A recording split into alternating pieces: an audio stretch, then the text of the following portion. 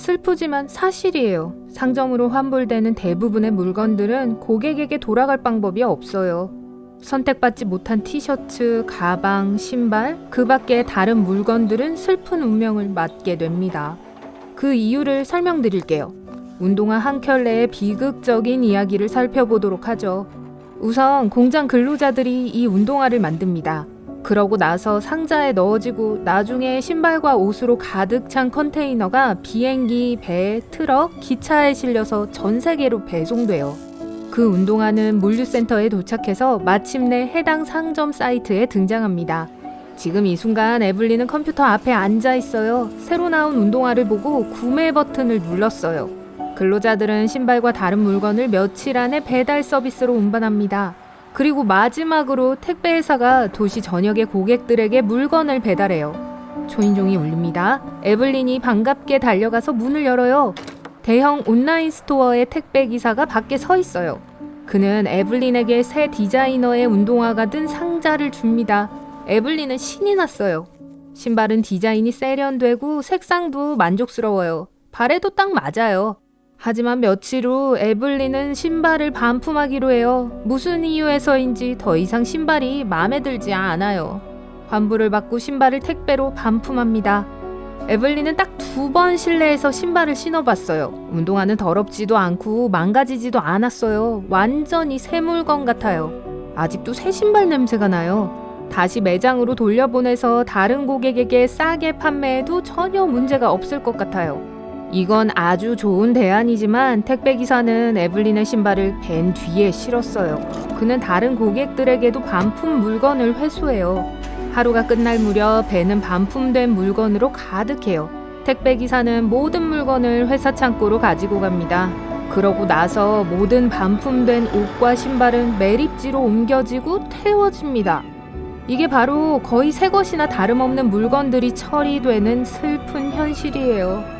상점이 이렇게 하는 건 이 물건들이 다시 팔기에 적당하지 않아서가 아니라 그것을 다시 카탈로그에 올리는 것이 이익이 되지 않기 때문입니다. 이상적인 시나리오는 이렇습니다. 에블린이 신발을 택배기사에게 주면 택배기사는 창고로 가지고 옵니다. 그런 다음 전문가가 손상 여부를 검사해요. 아무런 이상이 없으면 반품된 운동화는 다시 상자에 넣어지고 웹사이트에 게시됩니다. 할인된 가격으로요. 새로운 고객이 물건을 구입하고 그러면 모두가 만족하겠죠. 하지만 안타깝게도 이건 불가능해요. 모든 영물류는 창고로 물건을 다시 운송하고 분류하고 검사하고 다시 포장하는 노력이 필요합니다. 많은 시간과 돈을 필요로 하죠. 그래서 이 운동화를 다시 판매하는 것이 상점에 이익이 되지 않아요. 그냥 운동화를 폐기하는 게 더 쉬워요. 사실 환불이 그렇게 많지 않다면 이런 역물류 효과가 있을 수 있습니다. 하지만 통계에 따르면 사람들은 인터넷 상점에서 산 물건의 약 15에서 30%를 반품한다고 해요. 더 나쁜 건 최근에 산 물건을 항상 반품하는 사람들이 있다는 거예요. 예를 들어 옷을 사서 파티에 입고 간 후에 더 이상 필요하지 않기 때문에 이 옷을 반품해요. 그러고 나서 새 물건을 사고 또 반품을 하죠. 하지만 회사들은 그러한 무료 쇼핑을 지속적으로 추적하고 있기 때문에 아무도 이것을 오랫동안 계속할 수 없어요. 어쨌든 30% 반품은 여전히 엄청난 숫자예요. 수억 개의 다양한 물품에 해당해요. 이 물건은 모두 창고에 쌓입니다. 기업들이 이런 물건을 정리하기 위해 얼마나 많은 돈을 써야 할까요? 근로자들은 그것을 검사하고 다시 포장해야 합니다. 이 모든 것을 배달하기 위해 기름값이 얼마나 들까요? 옷은 운송 중에 얼룩지거나 상할 수 있어요. 만약 고객이 제대로 포장하지 않고 제품을 반품한다면 회사는 새로운 박스를 사야 합니다. 작은 가게를 운영하면서 이웃에게 물건을 파는 경우라면 이 과정은 그리 비싸지 않을 거예요. 하지만 반품된 물건이 산더미처럼 쌓인다면요? 이 옷이나 신발 중 어느 것이 손상되지 않았는지 확인해야 해요. 그러고 나서 이 상품을 다른 도시나 심지어 다른 나라로 배달해야 합니다. 이 과정은 몇 주가 걸릴 수도 있어요. 이 모든 시간과 노력은 대가가 있어요. 그리고 물건이 가게로 돌아오면 보통 전보다 훨씬 더 저렴한 가격에 판매돼요. 생산자 입장에서는 수익성이 매우 낮아요. 영물류는 비용이 많이 듭니다.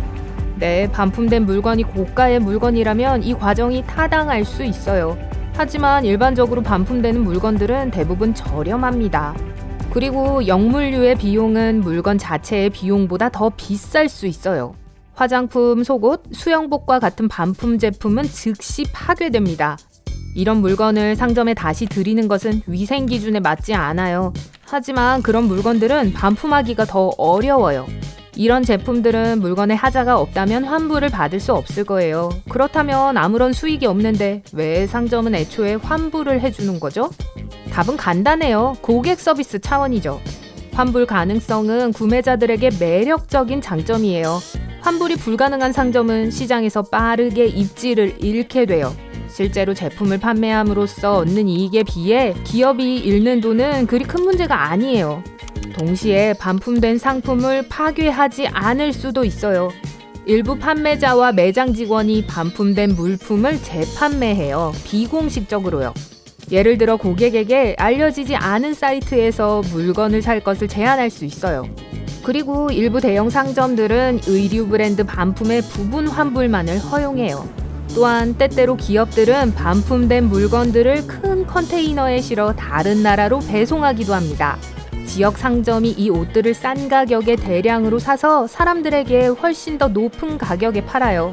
물론 가장 좋은 방법은 도움이 필요한 사람들에게 이런 물건들을 기부하는 거예요. 안타깝게도 많은 회사들이 이것에 반대해요. 기업은 이것을 브랜드 희석이라고 부릅니다. 만약 모든 사람들이 유명하고 비싼 의류 제조업체의 옷을 입을 수 있다면 그 브랜드의 가치가 떨어진다는 거죠. 불공평하지만 그게 비즈니스예요.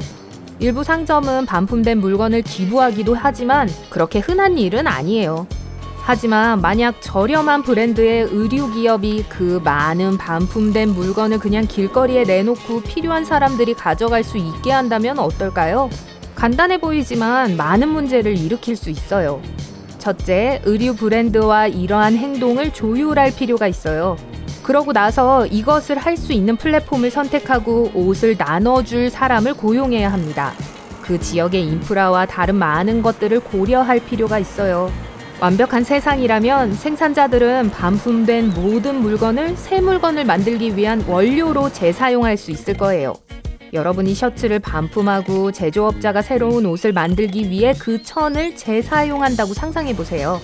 하지만 이런 일이 가까운 미래에 있을 것 같지는 않아요. 이러한 중고 자재 재활용은 비용이 너무 많이 듭니다. 몇몇 작은 회사들이 실행하고 있어요. 그들은 큰 제조업체로부터 원자재와 반품된 물건을 구입한 다음 그것으로 새로운 옷을 만들고 그들 자신의 브랜드로 판매합니다. 물건을 반품하고자 하는 많은 사람들은 다른 사이트에서 물건을 재판매해요. 광고를 올리고 구매자를 기다리죠.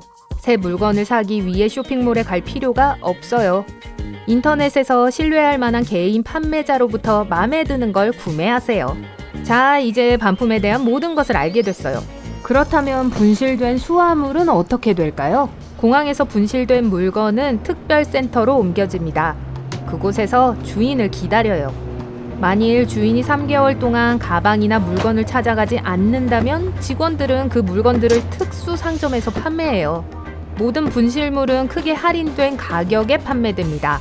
보석, 가전제품, 옷, 책, 뭐든지 다 있어요. 가장 크고 유명한 가게 중 하나는 엘라바마주 스코츠보로에 있어요. 수백만 가지의 다양한 제품이 판매되고 있어요. 신발과 기기, 보석과 건설 장비까지요. 그리고 이 모든 것은 일반 상점보다 훨씬 더 저렴합니다. 1970년 한 사업가가 버스 정류장에서 분실된 짐을 발견하고 그걸 판매하기도 했어요. 그는 전 세계적으로 분실되는 수화물에 대해 생각하게 됐어요. 그리고 분실된 물건을 판매하는 가게를 시작하게 됐죠. 그 아이디어가 발전했고 그 도시를 오래전에 공항에서 잃어버린 물건을 찾을 수 있는 장소로 만들었어요.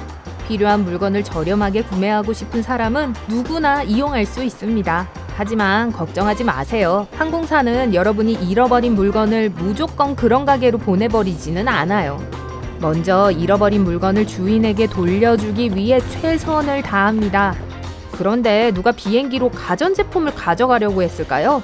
냉장고나 가스레인지 같은 걸 말이에요.